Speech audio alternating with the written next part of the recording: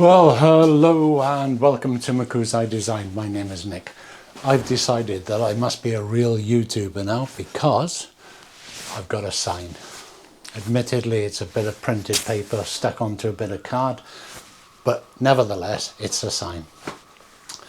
We've got a project to start. So last week, I was down the timber suppliers and I picked up a lovely piece of planed on all sides oak, which was 20mm thick by 145 across, which I think in inches, if you're working inches, about 5 3/4 by about 3/4 of an inch. And I picked it up. I did cut it into pieces equally inside so that they're going to come together. Well, they've come together quite nice. I've dominoed them, which was not because of strength necessarily. I don't think this is going to particularly need strength, but what it does do is make sure that they're aligned properly.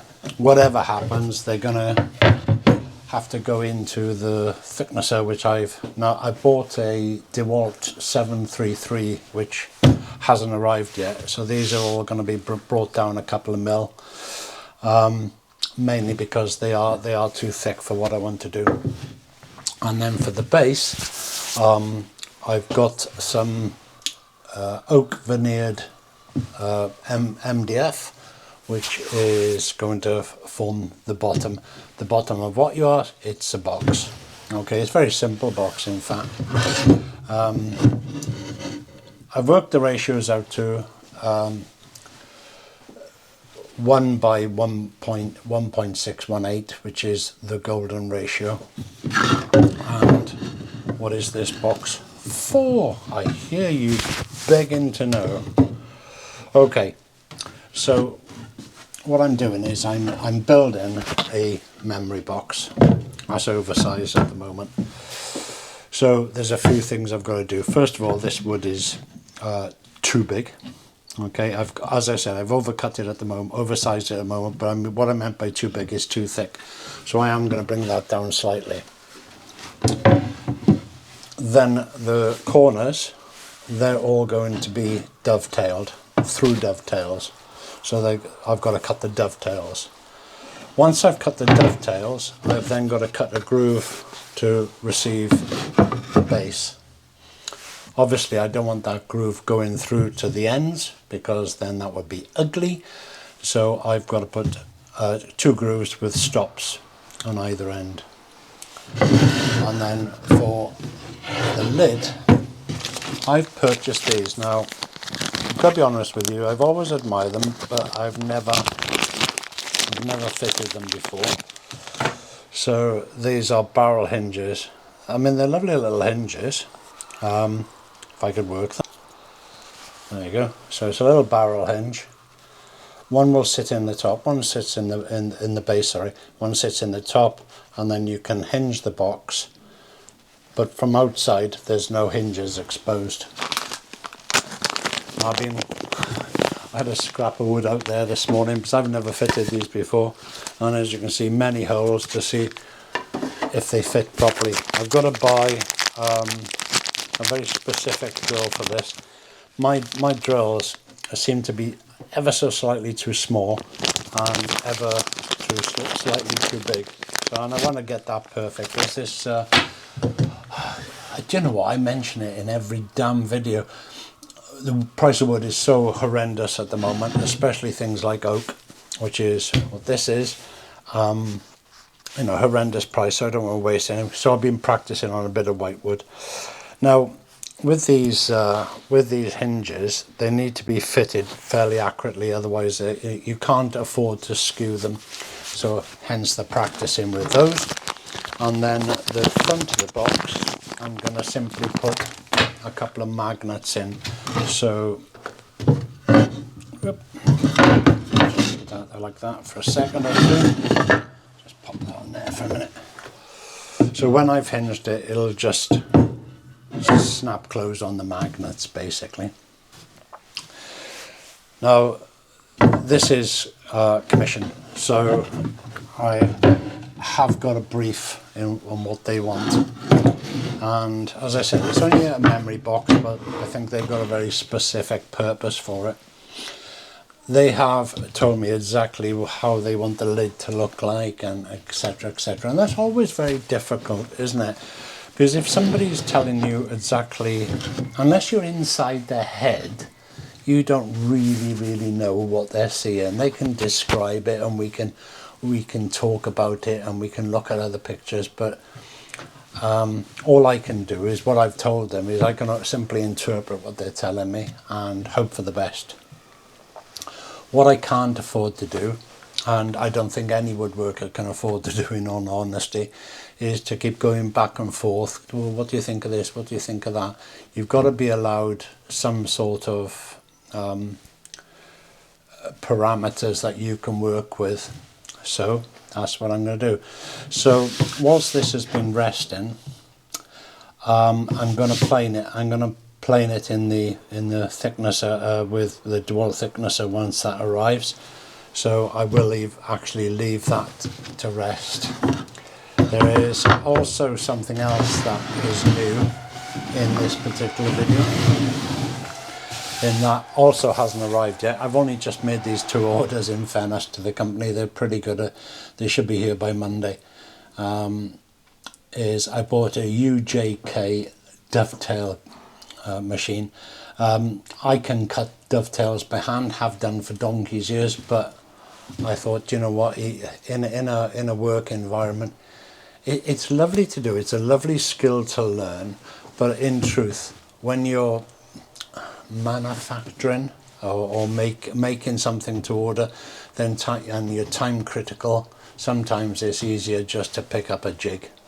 So that I've been looking around, and I think from what I'm seeing on the internet, the UJK Dovetail Jig is an awesome piece of kit. So as you can imagine, a DeWalt 733, a UJK Dovetail Jig, it's only just south of £1,000, but I think it's something that I'll benefit from in the future. So I'm not saying, oh, you've got to add £1,000 to the price of a box. That would be ridiculous. But you know what? I think I will, on those particular tools, I will get my money back. So we're going to be back now on Monday, hopefully setting up the DeWalt and setting up the UJK as well. So that will be the next stage. Well, it's Monday afternoon, and as you can see, I'm not dressed from the workshop. I've been down to the beach in the camper van over the weekend, and I've decided that I'm going back to the beach because the weather outside is absolutely gorgeous.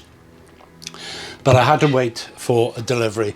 So Universal Dove Jig from UJK, that's arrived. Haven't even touched the box yet. And the DeWalt thicknesser has arrived. I have had a play with that, and I've used tapering techniques to flatten that board a little bit and just have a little play. By God, is it heavy. Also, whilst I was waiting for the delivery, I've just been having a play with this. I'll get this out of the way for a minute because we'll come back to that. That is, we were talking about the bottom and putting a groove into the bottom and putting some MDF with oak laminate on it and veneer. God, getting brain fog. Putting oak veneered MDF as a base into 4 grooves, and that's not exactly what the client wanted. I was against what the client wanted, but I've thought about it over the weekend, and I'm giving it a little play around there. I'll come back to that and let you know exactly what I am going to do with that and show you how I'm going to do it. So, playing around day. So, just an update, that's arrived. I will be opening this before I go. I'm going to take home the manual and just have a good look through that. But as you can see, I'm not dressed to work, and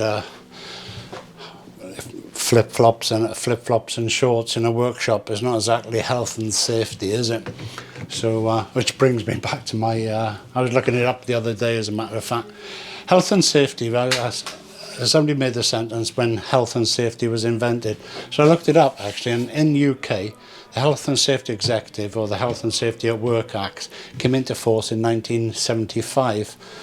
And of course by then I've been knocking around my father's wood shop for a long time by then.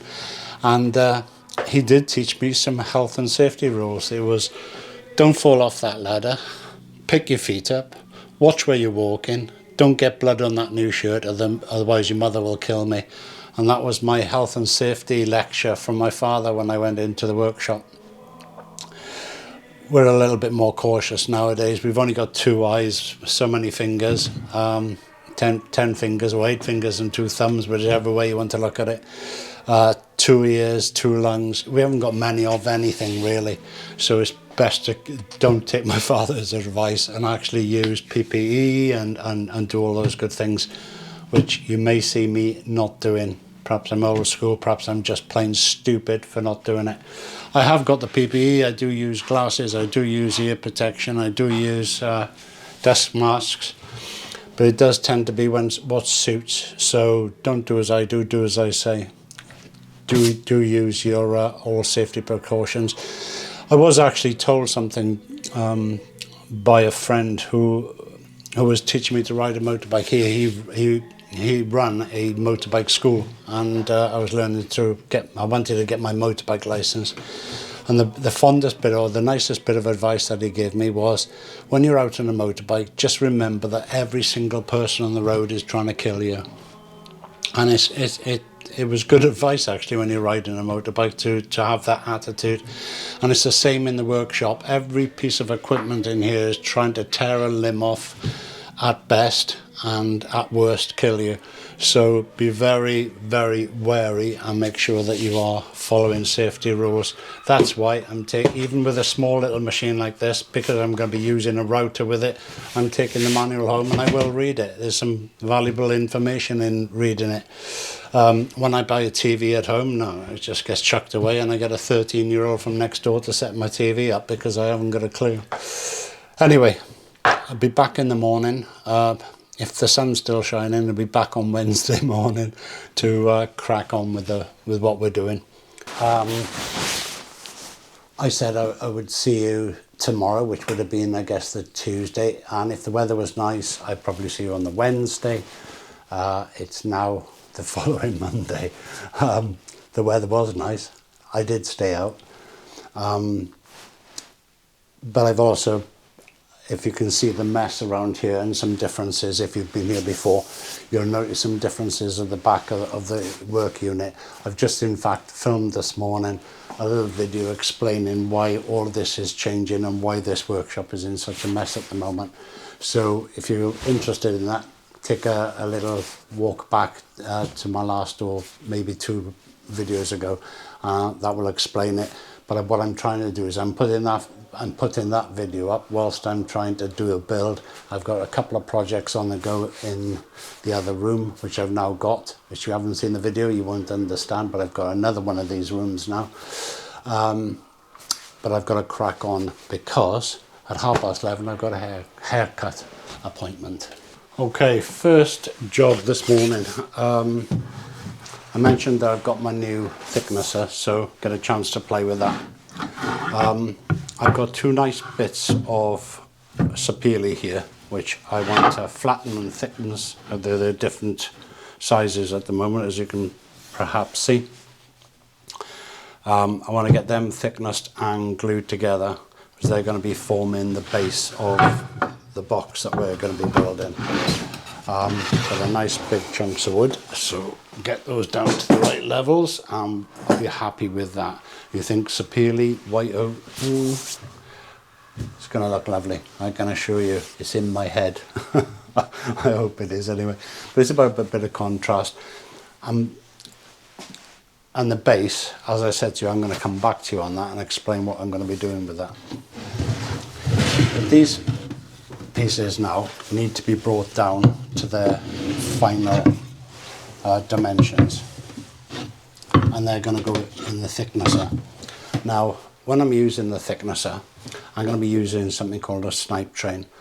Snipe is, if you don't know, is when it's coming into the cutter blade and going out to the blood cutter blade. Sometimes it can cut a little bit deeper, and that's called snipe. And the reason for that is there's two rollers holding the wood down, and then the cutter's in the middle. But as it feeds through, this comes out of one roller and it can raise slightly, which causes that snipe. But there is a way that I have used in the past, in my past thicknesses. Before I retired, I had one. This is a brand new one, so I'm hoping that it's going to work exactly the same.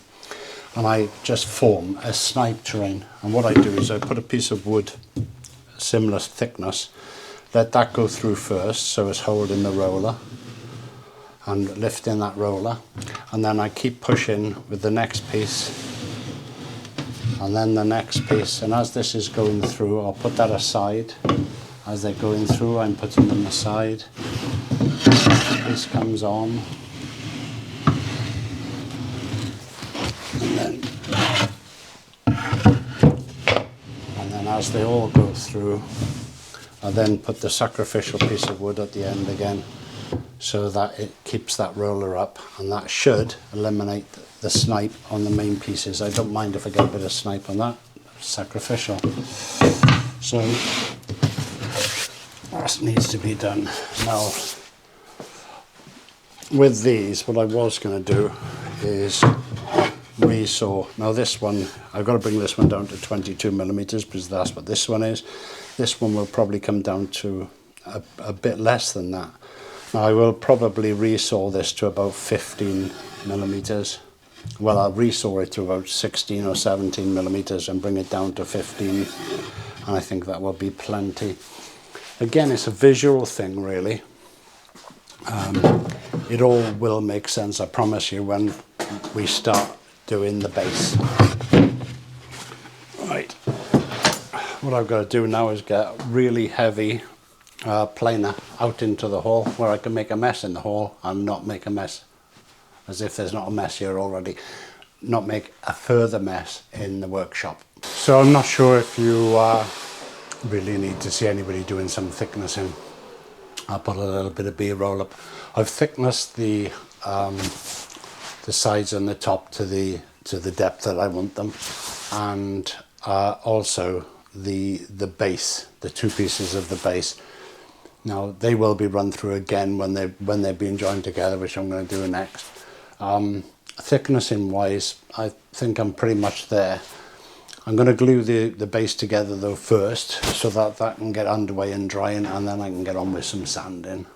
So the first thing is, I don't know why I have to do this every time, but every time I pick up the domino, which is what I'm going to be using to align the base, I have the need to just go, oh, I'm going to use the domino. Okay, here we go. I have marked it out already, and we'll get these cut.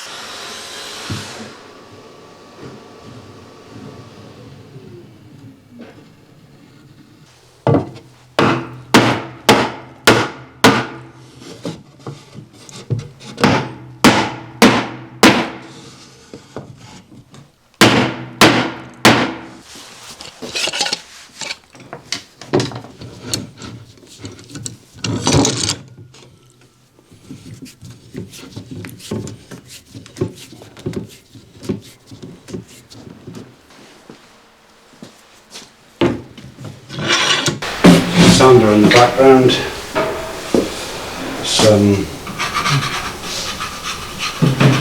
lines. So I think we know what's coming. Let's just get these all marked up. The first grit on the first side, and then we get on with everybody's favourite. a little bit of sand in. Okay.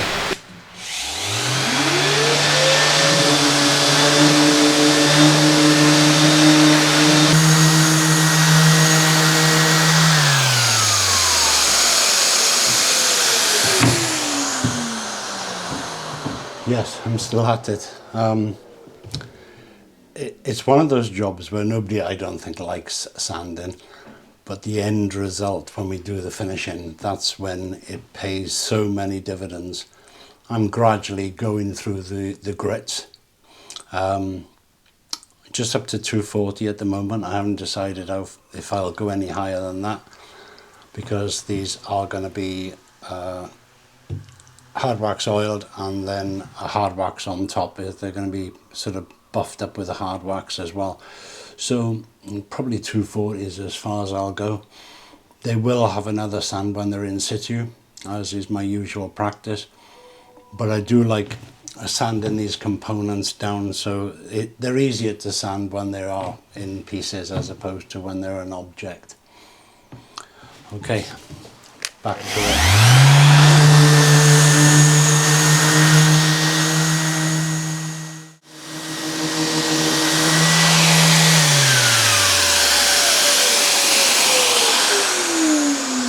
Well, okay, so that's everything done now to 240. Not the base, obviously, just the sides and the lid. That's still drying out, really, to be honest with you. I'll leave that for a couple of days, the base, and then we'll crack on with the sanding of that.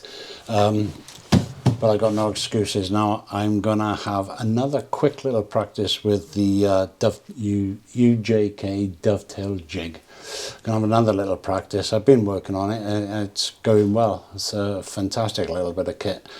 So I'm going to get all the dovetails cut out on this now, and that's the next job. So on to the exciting part, the UJK Dovetail Routing Jig.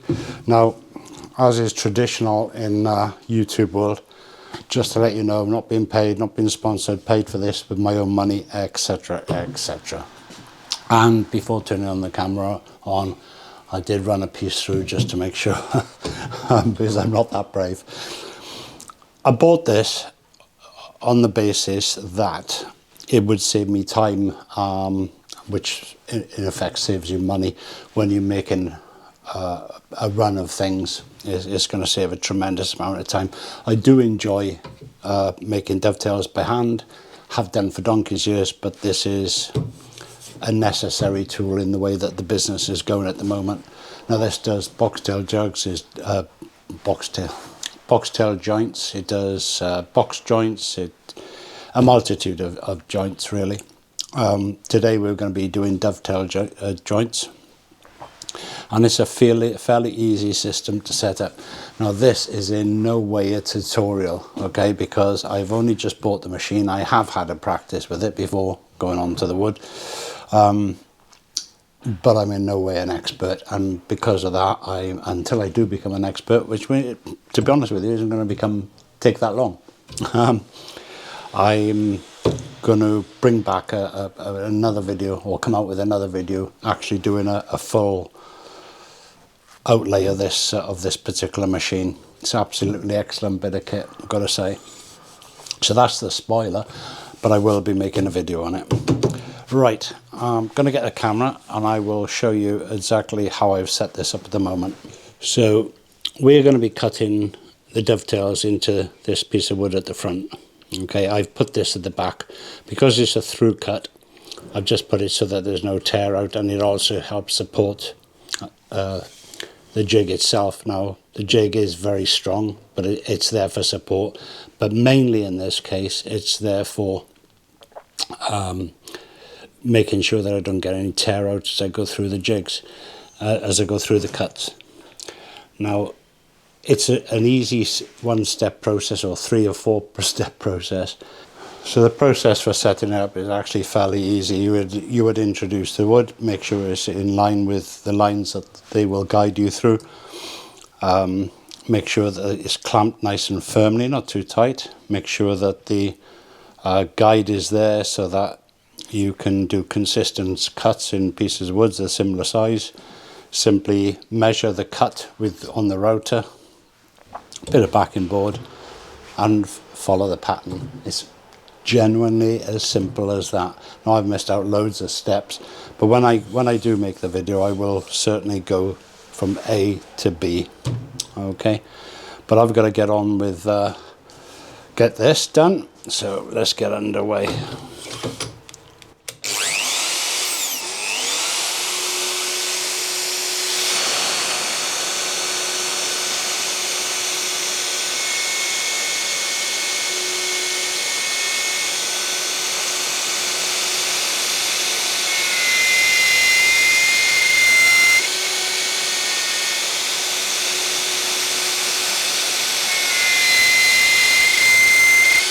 What I'll do is, that's it done.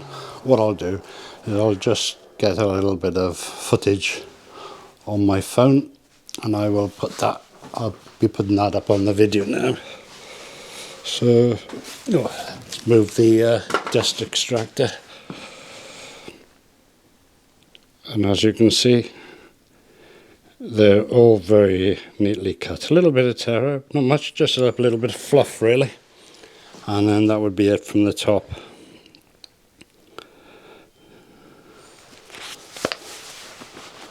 And then it's just a matter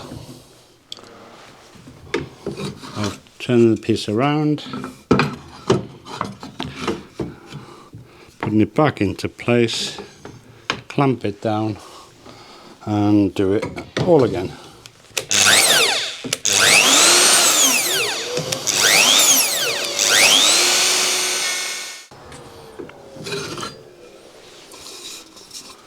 And that is you done. Don't think you can get much better than that, to be honest with you. As I said, there's a little bit of fluff on it. Nothing that won't clean up in one sweep. Now what I need to do is turn this comb around and then we'll do the back ends. Okay, I've set up for the second cut. Now you're going to be cutting tails and pins, obviously. So the only difference is that there's a dovetail cutter in one and a straight cutter in the other, and you also have to change the guide bush for a slightly smaller bush, which all comes in the set. The cutters, the guide bushes, everything comes in the set, everything you need really, except for the adapter for whatever router you've got. You'll have to check up on that. Now, I've done all of that. I'm just going to cut these now. It's all set up, and it's as easy as 1, 2, 3.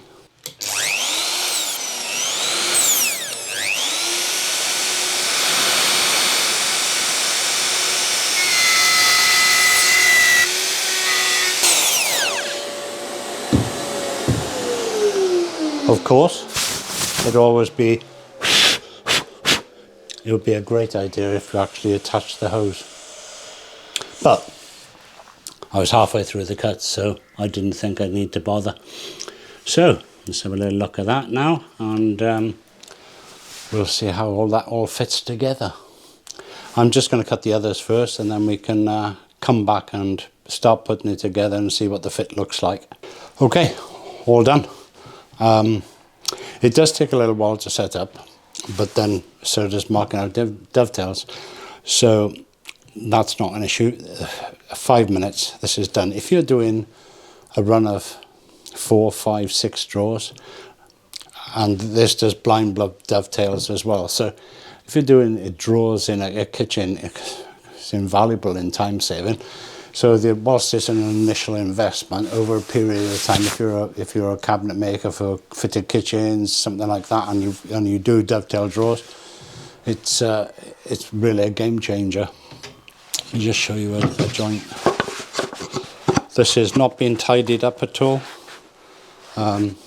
First attempt on real wood. Let me see if I can get that in focus. Can you see that? Bloody lovely. There's a little bit of tidying up to do, as with any joint. But I've got to be honest with you, very, very impressed. And I think also, I mean, I was a little worried because this is an heirloom piece that I want to make. and I will tidy it up. And if it means that I need to tidy it up with a chisel, well, I would do that with any dovetail joint, to be honest with you. But a little bit of tidying up, a bit of gluing, job's a good one. As I said, I always get excited when I get impressed by something, and that's one of those times. So I'm going to get the box together, and we'll see how that starts to look.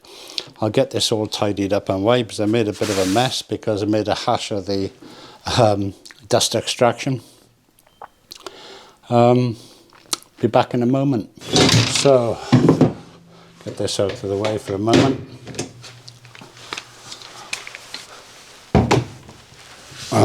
What am I going to be doing next? Right, well, what I'm going to do is get this all glued up. And then the exciting part is with that is, I mean, it does look lovely. It's not dressed yet, but once it's dressed, I think that'll be very, very impressive. Got to be honest with you, it's a lovely fit. Obviously, it's just a loose fit at the moment, but I'm going to get it glued up, and then that way we can start dressing that, and then we can look at that famous base that I started talking about, and what we're going to be doing with that.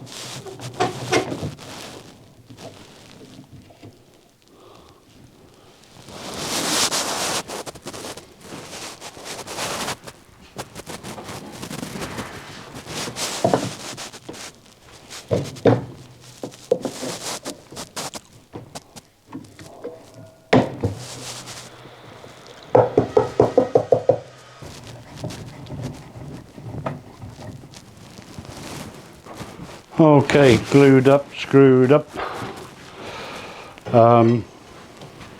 Next job. Well, when that's dry, I've got a board where we can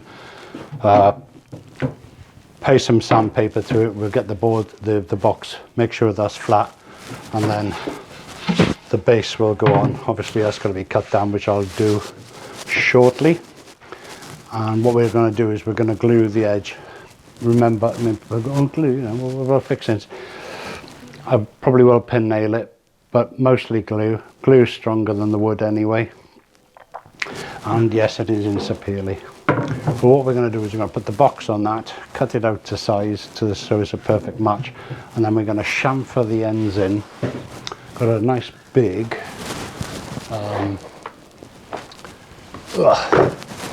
nice big chamfer bit. What's that? It's a 1/2 inch shank, but it's 12.7 millimeter with a 47.5 millimeter diameter. In other words, it's a bloody big one. What I'm going to do is chamfer down underneath, so that although from the inside it just looks like a solid base, from the outside, hopefully, and the practice one did work. It's going to look like a shadow. It looks like a floating box. That's the theory. Now you will be able to tell me differently once I've done it, but I think it's going to look quite nice. And if it doesn't, well, before it's actually glued together, then I'm going to sort of rethink and make sure that I'm happy with it, because once it's done, it's done. If not, I'll just have to take it off and go back to plan A, plan B, plan C. But it's looking good, it's looking good. Right, okay, let's wait for this to glue up. Put my glue up before it dries. And as you can see, I'm wearing a gilet today because it is the middle of the British summer. It's absolutely chucking down and cold out there. So some people have asked on my previous videos you seem to go off a lot in your camper van. Yeah, I do. That's why I bought it. But the main reason is, as soon as I see sunshine, I think we're going to get a couple of days of sunshine, yeah, I get away, because it's been such an awful summer. And if I stay away for a few extra days, yeah, so be it. I'll make up for it the following week when it's raining. Okay, let's get this cut to size.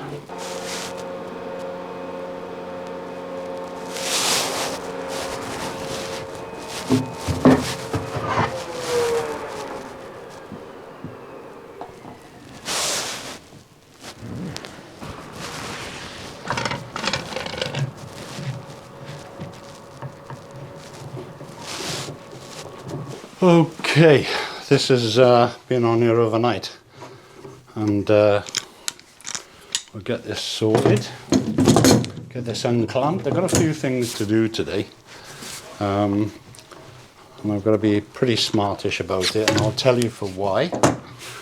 As you can see, I've got a gilet on, and the weather, it's middle of our summer here in the UK, and the weather has been atrocious, really. Some days cold, some days hot, some days very wet. But the weather forecast for the weekend is very good. So in fact, on Sunday and Monday, I think it's up towards 30 degrees, which we haven't had much of that all summer, that's for sure. So I'm going to make the most of it. I'm going to take out the camper van, which I'll show you now. And we're going to a place called Remaking, which is, it's only about 15 minutes from the house. But what it allows us to do is totally degas from our current domestic situation, which is somebody in the family is quite poorly. And my good lady spends a lot of time with them, out of necessity and out of love, obviously. So it's a good chance for her to degas, for me to degas, and the dog loves swimming. So we're not exactly beach babes. You might hear me talking a lot about going to the beach, but what it's actually for is for dog walking, picnic, cook something in the van, and that type of thing. Yeah, that just needs a little bit of clearing up. So what we're going to do today is get this cut back to size, get it tapered at 45 degrees, and then start dressing the box part. That's the first job today, and then we'll see how it goes. If I'm taking too long, like I am on this video probably, I will come back over the weekend, and not on the weekend, sorry, back on Monday, possibly Tuesday. As I said, the weather is looking lovely, so it might be Tuesday when I come back. And I think I've probably seen this in other videos. I say I'll come back on Monday or come back on Tuesday, and then don't come back until the Thursday. But that's the joys of this being a hobby business and being retired in effect. I can make those decisions. So let's crack on. Okay, I've just taken the edge off with my little hand router. I'm going to use the Festool now, because to put this big chunky bit in, the hand router wouldn't fit that. The only problem is this is a half inch shank, which means my dust extractor doesn't fit in properly there. So what I'm going to do is make an unholy mess, and then just basically have to clean it up later. So it's a matter of eye protection on, dust protection on, and away we will go.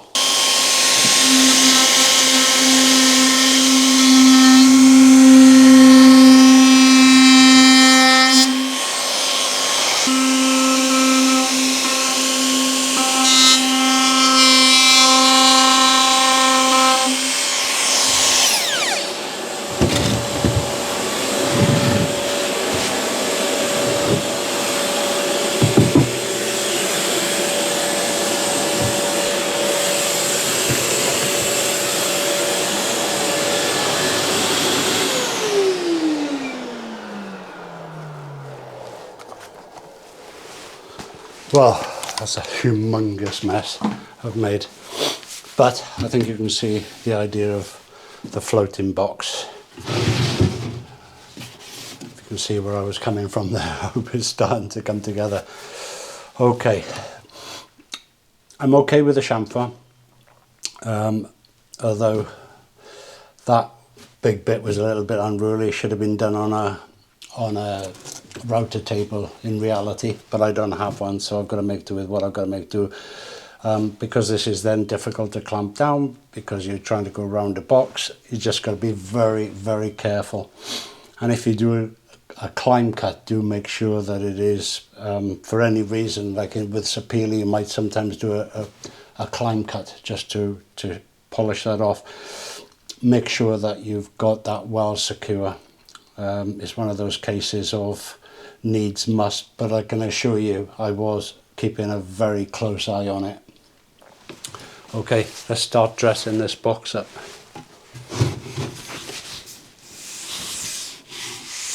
Right, so it's time to start dressing this up now. And I don't think there's a huge amount of work to do on it, but I'm not going to bore you with watching me sanding. I'm going to get on with this and then I will come back to talk about the next stage.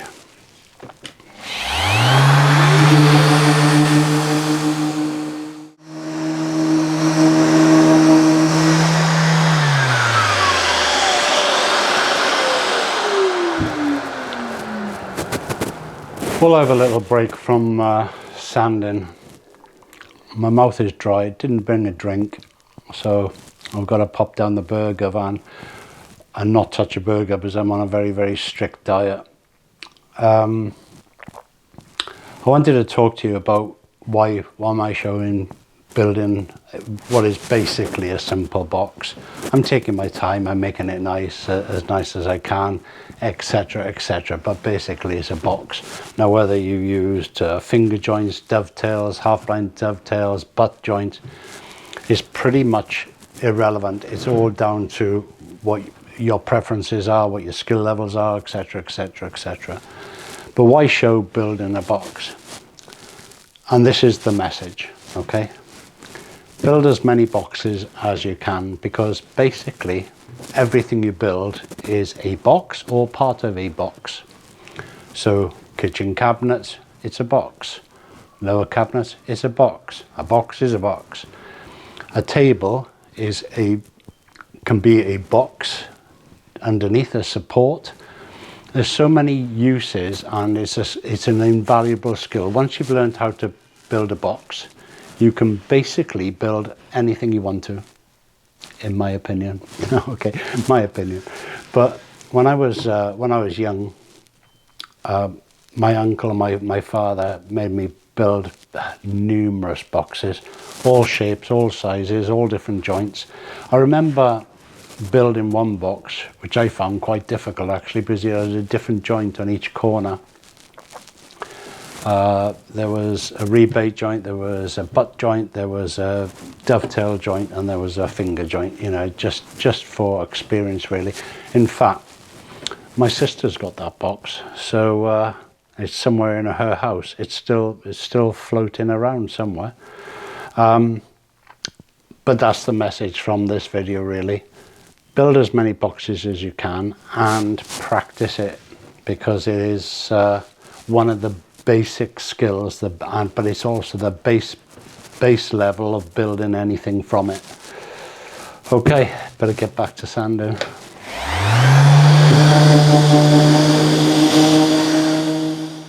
So, what a fantastic weekend that was. The weather was absolutely wonderful. But I come back to a few disappointments, I've got to say. I'm going to get my phone out ready. So I'm going to show you on the camera. Right, okay. Pleased with the way that the box is dressing up, I've got to say. But there's been a small disappointment and a bigger disappointment. So the small disappointment is that very stupidly I didn't clean up the glue. Well, I did clean it up, but not well enough which is now means that I'm going to have to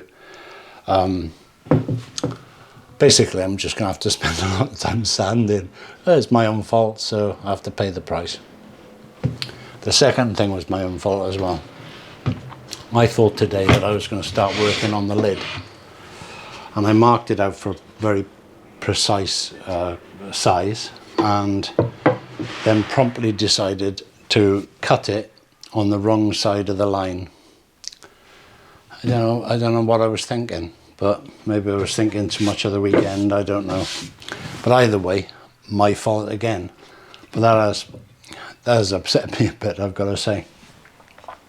So, not wanting to waste the wood, I have, I don't know if you remember earlier in the video I mentioned being allowed to sort of interpret. So I'm interpreting at the moment, but I think they'll like it actually. What I have done is inside I've just fitted at the moment, just loose fitted some little bits of sapele to match the floor. I'm not sanded, not finished, nothing like that just yet. And what I've then done is I've cut this so that it fits inside. Okay, and so that fits inside, but because I've only put the buttons so far down, what I can do is I can push that up and then take that out. Now, I can't really do this one-handed. No, I definitely can't.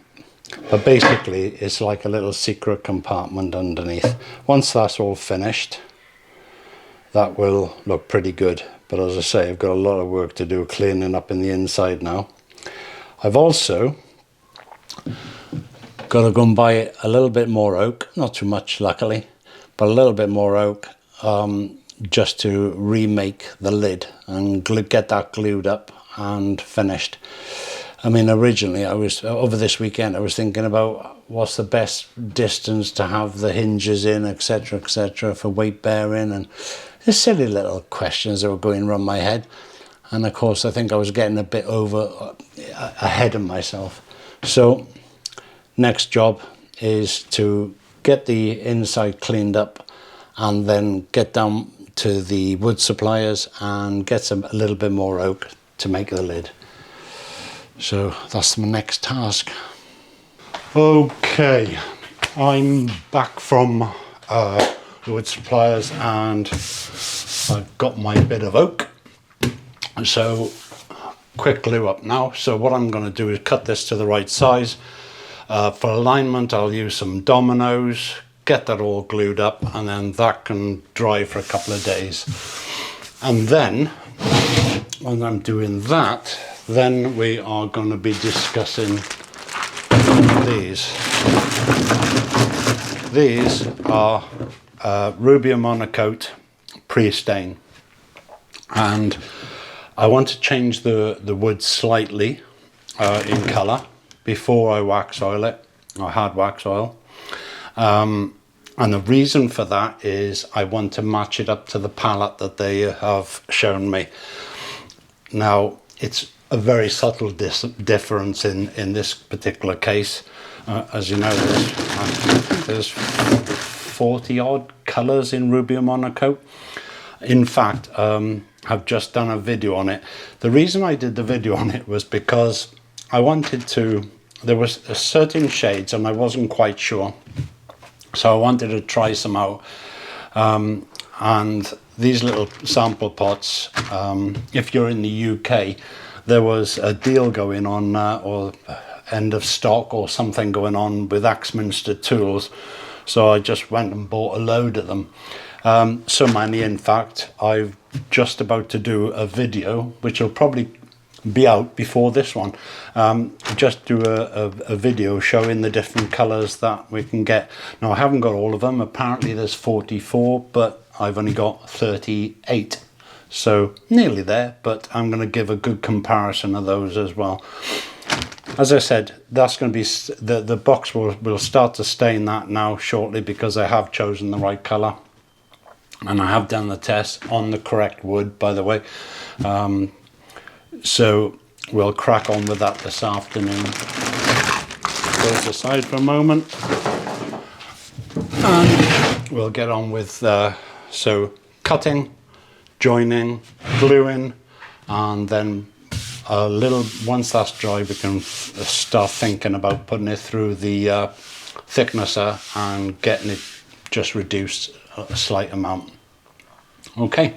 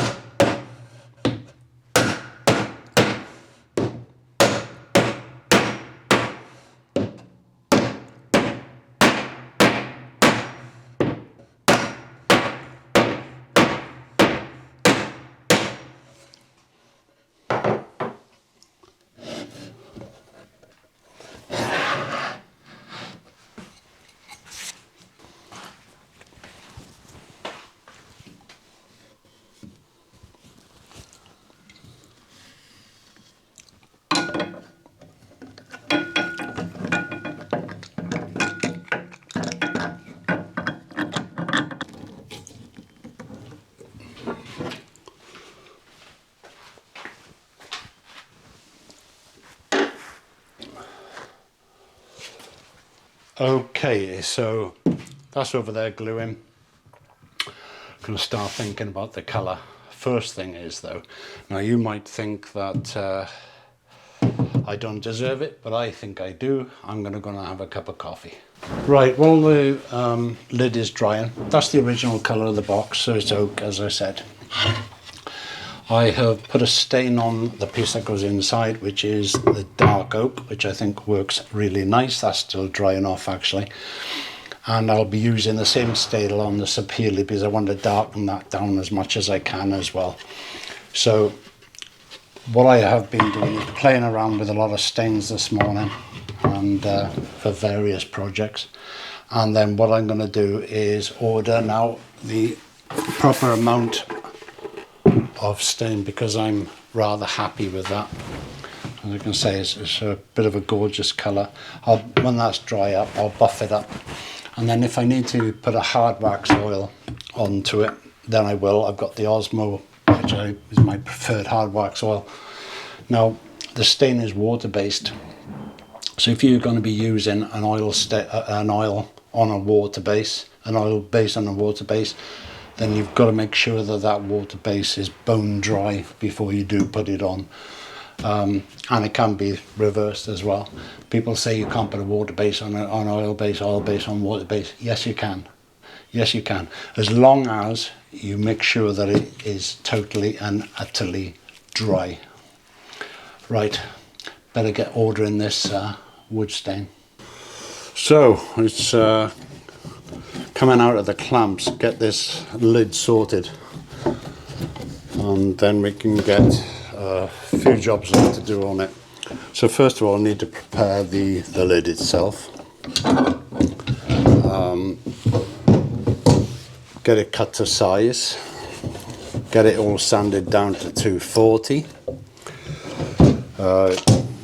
Get the chamfer that I require on it, and also drill the holes for the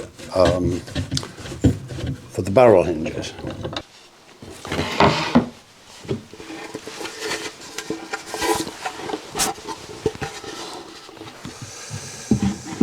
Bish diddly bish bosh. Pretty accurate on the size, not much work to do on those. Now I want the seam in the middle of the box, so I'm going to measure that up before I mark the lines, and then I'm going to get this cut down, oversized slightly, but I want that seam in the middle so that it's got that consistency going through it.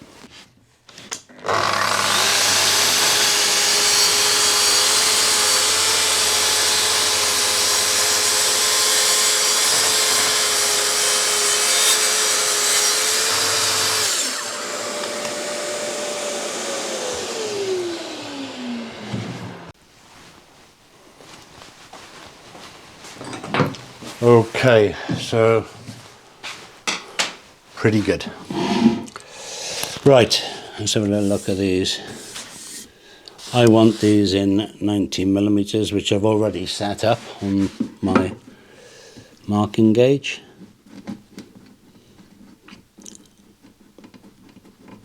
I'm not going to run it right the way across like you would normally draw a banker on a marking gauge. I'm just putting gentle pressure because I just want it in the one spot.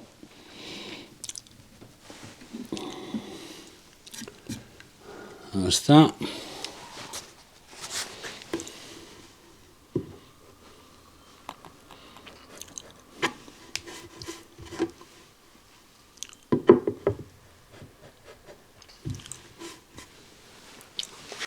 Okay, let's set up the pillow drill.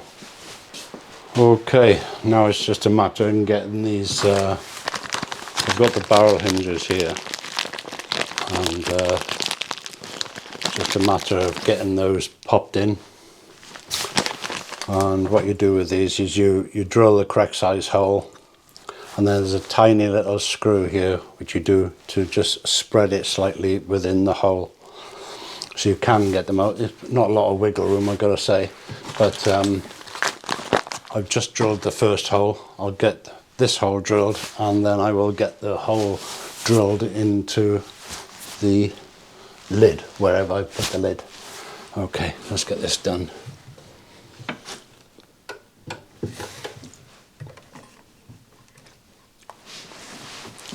Good idea if I turn the electric on.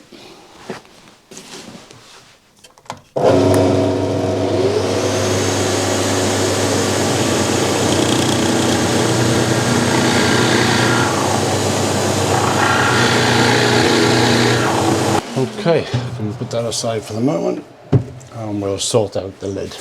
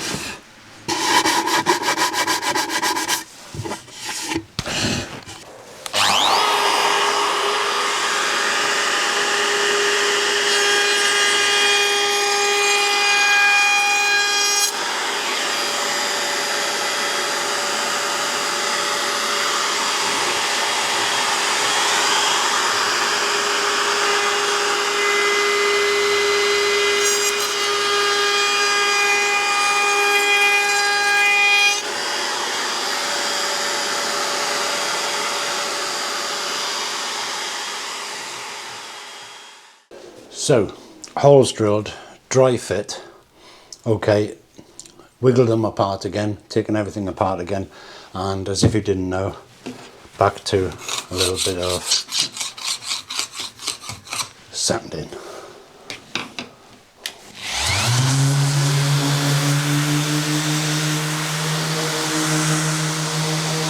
Okay, all sanded down, and I've wiped over with methylated spirits, so it's just a matter of getting some stain into it now.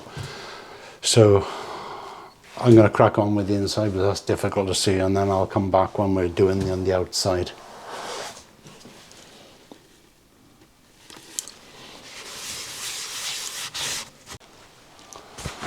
Okay, so the inside of the box has been stained. I don't know if you can see the difference between the oak and the sapele, but that's nice and dark. That oak over here is going to way inside with the secret compartment, and then I've also done the sapele on the outside just to get that dry in so that I can actually turn it upside down to start dyeing the rest of the box. The lid, I've done the inside of the lid and the edges just so that I can start working on the top once that's all dry. And you know that when things are drying, the only thing to do is go and have a cup of coffee. I'm quite pleased with this so far. Just going to put 4 little dominoes down on there, just while I do the top of this.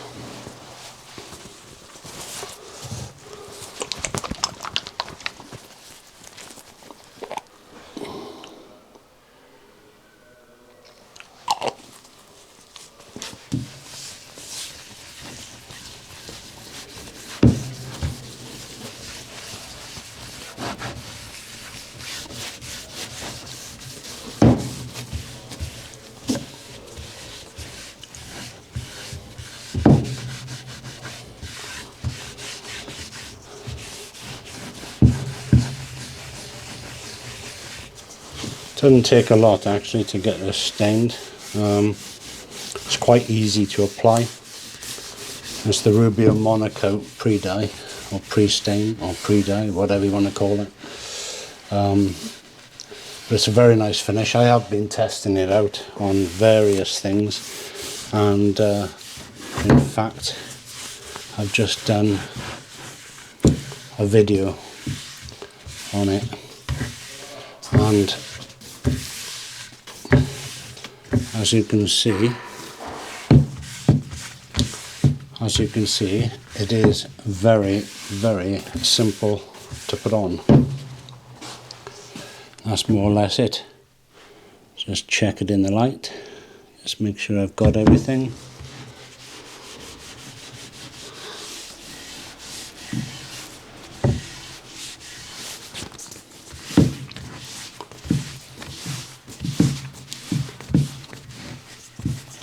And then I will come back later and buff that up a little bit. Not a lot, because I'm going to be putting Osmo oil over the top. Just a clear satin. And we'll get that sorted then. Yeah, it's looking pretty good. It is virtually dry, but just to keep it up off the work surface. Before I started, I did wash this. I've got this plastic thing down, which I use for when I'm staining, and I washed it down with methylated spirits before. I just love when wood comes alive. Just a lovely, satisfying process. I washed it down with methylated spirits just to make sure there's no dust on it as such. I wish I could invite you all down to have a look at it. Well, you are most welcome if you want to travel. This workshop is on a place called Gower, just outside Swansea, and everybody is welcome. Just don't all come at once. Okay, you can see a slight difference in colour as things start to dry, and I've got to be honest with you, I'm quite pleased with it. That's just the dye stage, and I'm just going to give it a quick buff off in about half an hour, 20 minutes. Just give it a little buff off, and then I'm going to leave that for a few days while I go into the other unit and get on with some jobs I've got to do in there. So what I'll do is I'll shut this shutter down and just let it dry out for the next few days, 48 hours or so. And I'll come back and then I will check to see I'll check to see how we're getting along.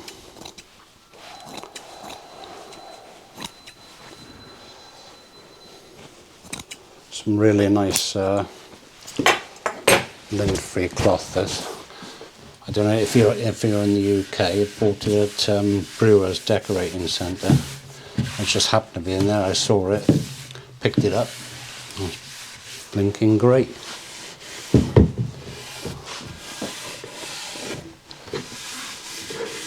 So quick little buff, that's all.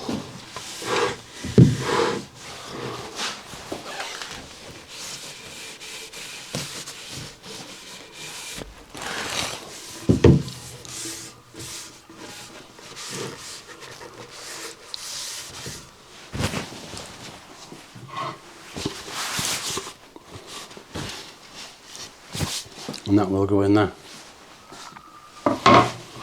They're at various stages of drying, so let's just get that fad out the way. Fad, it's not really fad, a bit of cloth in it. Okay, let's lock down. So we're on the final stages of building this box, and I have just put on first layer of Osmo oil, and it's in a satin, excuse me, it's in a satin finish, and it's going to be one of probably 3-4 layers of the oil I'll put on. Just wipe this off for a second. And then we can finally then put it in the hinges, finish the box off, and finally present it to you. And then what I can do is I can actually film the box properly. I'll bring over the lights and everything so everybody can have a little look inside if you are interested.